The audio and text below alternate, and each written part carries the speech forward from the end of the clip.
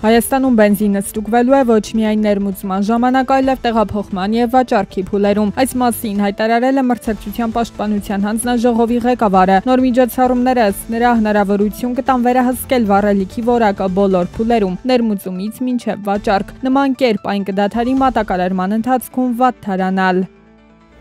Պետական եկամուտների կոմիտեում շարունակվում է ֆիզիկական անձանց տարեկան եկամուտների հայտարարագրման վերաբերյալ իրազեկման անվճար հանդիպումների անցկացումը։ Իրազեկման հանդիպումներին կարող են մասնակցել ֆիզիկական անձինք։ Կոմիտեն հիշեցնում է, որ հայտարարագրման վերաբերյալ հարցերի դեպքում քաղաքացիները նաև կարող են դիմել ՊԵԿ հարկ վճարողների սպասարկման վարչության ցանկացած սպասարկման բաժին։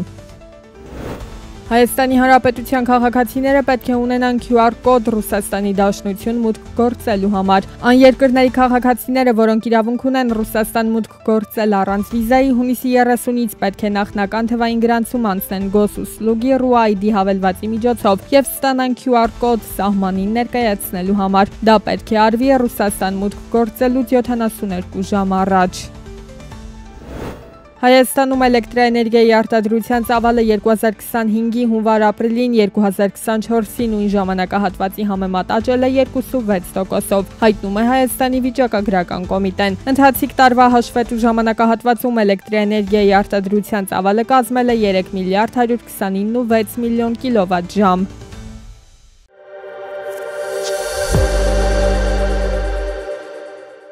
Եվրամիությունը նախատեսում է արագացնել առևտրային բանակցություններն Ամերիկայի հետ Դոնալդ Թրամփի վարչակազմի կողմից եվրոպական ապրանքների նկատմամբ 50%-ի մաքսատուրքերի հնարավոր կիրառումը կանխելու նպատակով։ Եվրահանձնաժողովը կենտրոնանալու է տնտեսության առաջնահերթ ոլորտների վրա, ինչպես նաև աշխատելու է մաքսային եւ ոչ մաքսային խոչընդոտների վերացման ուղղությամբ։ Նախատեսվում է նաև պարզեցնել կարգավորող ընթացակարգերը։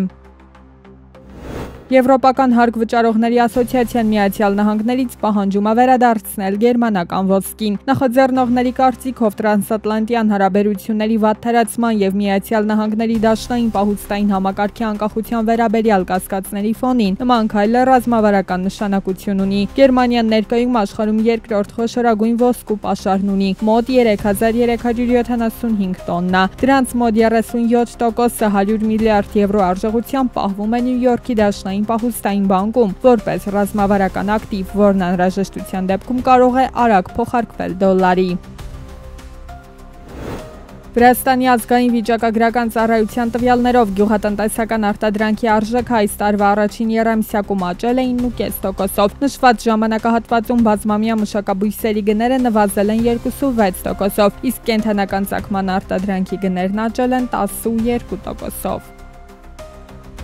Toyota-ն որոշել է արտադրությունը մասամբ տեղափոխել Եվրոպա։ Ընկերությունը մոտ 56 միլիոն դոլար կներդնի նոր արտադրական գծի կառուցման համար։ Տարեկան նախատեսվում է թողարկել շուրջ 10,000 ավտոմեքենա։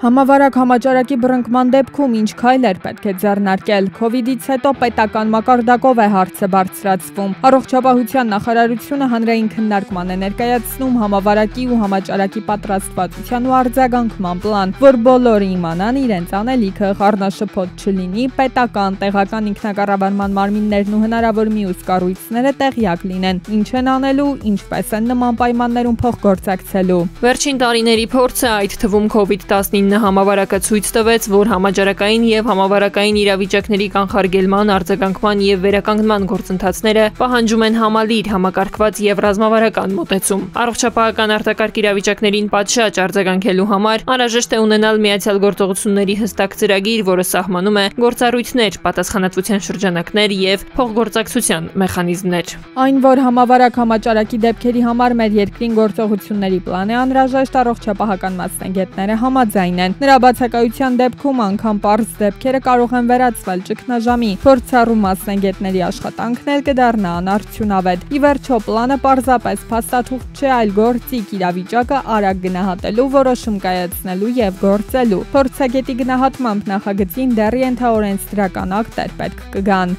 Խնդիրները կային աշխատանքային կազմակերպման հետ կապված ենթահորինս դրական, օրինակ հստակ գործողությունների թերացում կար տեսչական մարմինների հետ կապված, ունի անվտանգության տեսչության, առողջապահության տեսչության եւ նաեւ թիմ կառույցների։ Կապված էր աշխատանքային ավելի քիչ ընդգրկվածության հետ։ Իդեպ Գեղարքունիքի Չկալովկա գյուղում բրուցելոզի դեպքեր են գրանցվել։ Սննդամթերքի տեսչականից փոխանցում են իրավիճակն առայժմ վերահսկելի է։ Հիվանդ կենդանիներին հարկադիր սպանդի են ենթարկել, ախտահանել։